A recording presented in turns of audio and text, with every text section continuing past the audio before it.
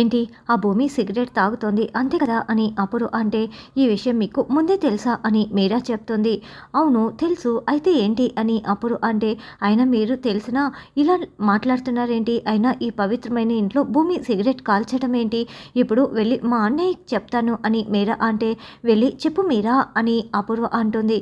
మీరా వెళ్తూ ఉంటే, ఏంటి మమ్మీ ఇప్పుడు మళ్ళీ డాడీకి చెప్పమని పంపిస్తున్నావు అని నక్షత్ర అంటే, మనం చెప్తే వినలేదు కదా, మరి ప్రియమైన చెల్లైనా చెప్తే వింటాడేమో నమ్ముతాడేమో చూద్దామని అపూర్వ అంటుంది.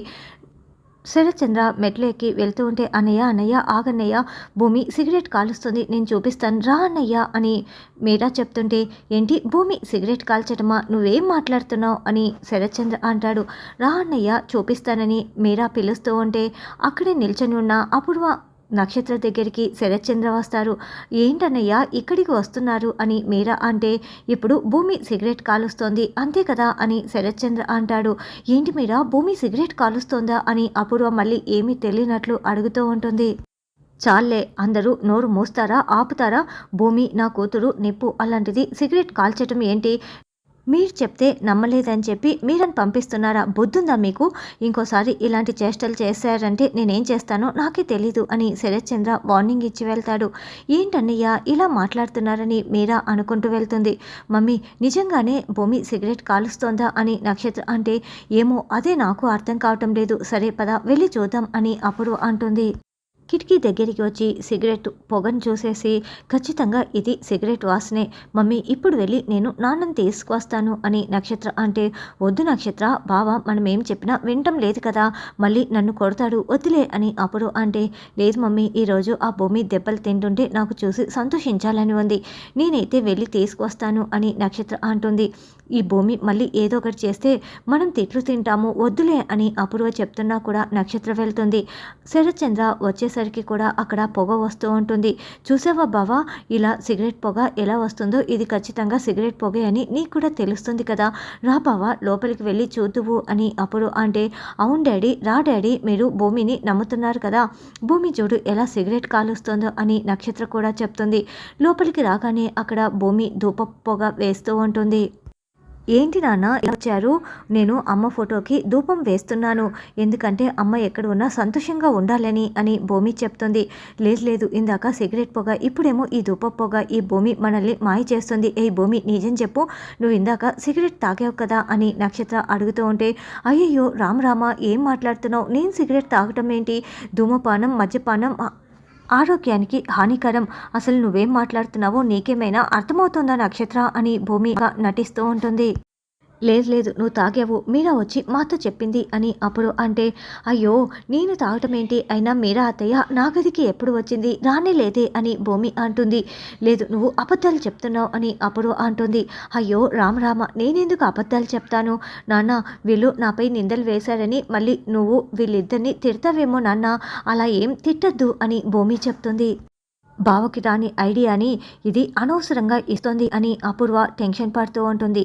నిన్ననే మీకు వార్నింగ్ ఇచ్చాను, అయినా మీరు బుద్ధి మార్చుకోలేదా మిమ్మల్ని అని శరత్చంద్ర అరుస్తూ ఉంటే, నాన్న కొంప తీసి కొడతారా ఏంటి, అలాంటివేం వద్దులే నాన్న అని భూమి అంటుంది. కొట్టటం కాదు, వీళ్ళని చంపి పాతర వేస్తాను, మళ్ళీ చెప్తున్నా మీరు ఇలాంటి పనులే చేస్తున్నారు, నా కూతురు బంగారం, నా కూతురు జోలికి వస్తే ఖచ్చితంగా మిమ్మల్ని ప్రాణాలు తీసేస్తానంటూ మరొకసారి శరత్చంద్ర వార్నింగ్ ఇచ్చి వెళ్తాడు. ఏంటి పిన్ని, నన్ను బుక్ చేద్దామని వచ్చావు కదా, మీరే ఎలా బుక్ అయిపోయారో అర్థమవుతోందా, పొగని పొగతోనే మేనేజ్ చేసేసాను అని భూమి అంటే, ఎన్నిసార్లని ఇలా తప్పించుకుంటావు, ఖచ్చితంగా ఏదో ఒక రోజు దొరికిపోతావని అప్పుడు అంటే, నేను దొరకను పిన్ని, మీరు ఏం చేస్తారో చేసుకోండి, అయినా ఇలా చిన్నపిల్లల్లా కాకుండా ఈసారి పర్ఫెక్ట్గా ప్లాన్ చేసుకోండి, బాగా ప్లాన్ చేసుకోండి అని భూమి చెప్తుంటే, చీ అంటూ అపూర్వ వెళ్తుంది.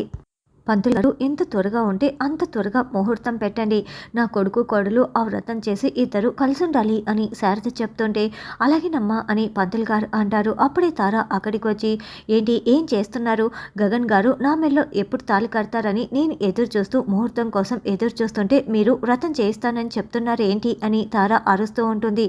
అన్నయ్య వదినల పెళ్ళి అయిన తర్వాత వాళ్ళు ఎప్పుడు సంతోషంగా లేరు, అందుకే వాళ్ళ సంతోషం కోసం మేము ఈ వ్రతం జరిపిస్తున్నాం అని పూరి అంటే, అదెలా జరిపిస్తారు, నేను ఒప్పుకోను అని తార అంటుంది.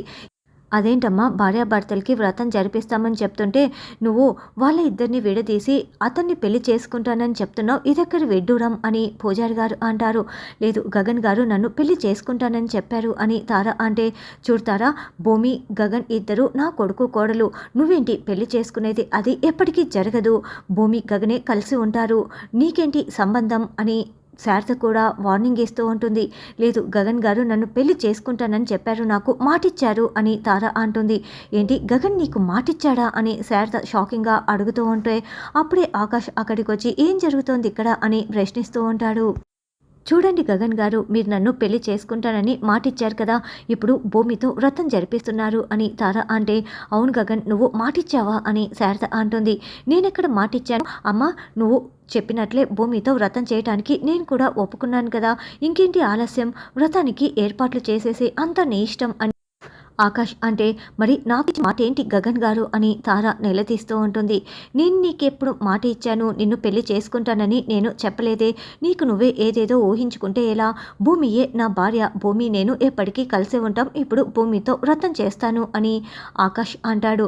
అవును తార, ఎందుకు నువ్వు ఇలా మాట్లాడుతున్నావు అని, ఎప్పటికీ కలిసుండేది గగన్ అన్నయ్య భూమి మాత్రమే, భూమి వదిన అని పూరి చెప్తుంది.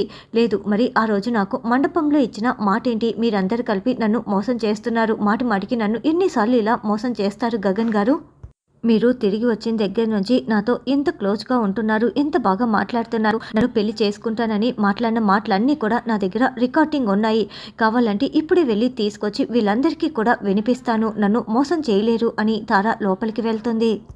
ఏంటి గగన్ తను చెప్తున్నట్లు నువ్వు మాటిచ్చావా అని శారద పూరి ఇద్దరు నిలదీస్తూ ఉంటారు. లేదు నేనెందుకు మాటిస్తాను చెప్పండి, ఉండు నేను వెళ్ళి చూసి వస్తాను అని ఆకాష్ లోపలికి వెళ్తాడు. తర్వాత ఆకాష్ ఒకచోట కార్ను ఆపేసి కారు మీద కూర్చొని ఎల్లో కలర్ ఫ్లేవర్స్ని పట్టుకొని ఉంటారు.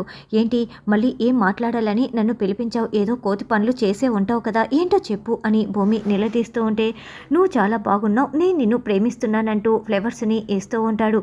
ఏయ్ నిన్ను అని భూమి అరుస్తూ ఉంటే, ఈ మాటలు ఫ్లోలో నేను ఎవరికో చెప్పేశాను అని ఆకాష్ అంటాడు. చెప్పేశావా అని భూమి తల పట్టుకొని ఎవరికి అని అడగటంతో, ఇంకెవరు షార్ట్కట్లో ఆ తారాకి అని ఆకాష్ చెప్తాడు. అబ్బా మీకు బుద్ధుందా, అసలే ఎప్పుడెప్పుడు గగన్ బావ తన సొంతం అవుతారా అని అది ఎదురు చూస్తూ ఉంది, మిమ్మల్ని మా గగన్ బావ అనుకొని అది ఇక చాలా ఎక్కువ చేస్తుంది, ఎందుకు ఇలాంటి పిచ్చి పని చేశారు, అమ్మాయి కనిపిస్తే చాలు ఫ్లర్ట్ చేస్తూ ఉంటారా, ఇప్పుడు నెత్తికి తీసుకొచ్చారు కదా అని భూమి తిడుతూ మిమ్మల్ని చంపేస్తానంటూ గొంతు పట్టుకోవడానికి ముందుకు వస్తూ ఉంటే ఆకాష్ తప్పించుకొని, అయ్యో భూమి గారు ఏదో ఫ్లోలో చెప్పేశానని చెప్తున్నా కదా, ఇప్పుడు తను అది సీరియస్గా తీసుకుని రికార్డింగ్ కూడా చేసేసింది, మీరే ఏదో ఒకటి చేసి నన్ను కాపాడండి అని ఆకాష్ బతింలాడుతూ ఉంటాడు. ముందు ఆ వీడియో రికార్డింగ్లో అత్తయ్య కంట పడకుండా చేయండి అని చెప్పి భూమి సీక్రెట్గా ఏదో ఒక ప్లాన్ చెప్తుంది. తప్పకుండా ఇలాగే ఫాలో అయిపోతాను, ఈ ఫ్లేవర్స్ మీకేనని ఆకర్షిస్తుంటే భూమి వాటిని తీసుకొని కింద పడేసి, మీకు ఇంకా బాగా ట్రైనింగ్ ఇవ్వాలి, మీరు క్లాసెస్కి రండి అని వార్నింగ్ ఇచ్చి వెళ్తుంది. క్లాసెసా అని ఆకాష్ షాకింగ్గా అడుగుతూ ఉంటే, అదే మా బావ బయోగ్రఫీ క్లాసెస్కి అని భూమి చెప్పి వెళ్తుంది.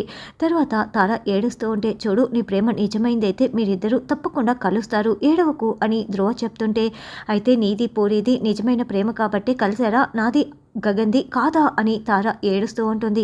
అప్పుడే ఆకాష్ అక్కడికి రావడంతో, చూడండి బావా మీ పైన మా చెల్లెలు ఎంత నమ్మకం పెట్టుకుంది, మీరే తాళి కడతారని ఎన్నో దేవుళ్ళకి మొక్కుతూ మిమ్మల్ని చూడగానే ఇష్టపడి మీకోసమే ఎదురు చూసింది, మీరెందుకు ఇలా చేస్తున్నారో అర్థం కావటం లేదు అని ఆకాష్ని ధ్రువ నిలదీస్తూ ఉంటాడు.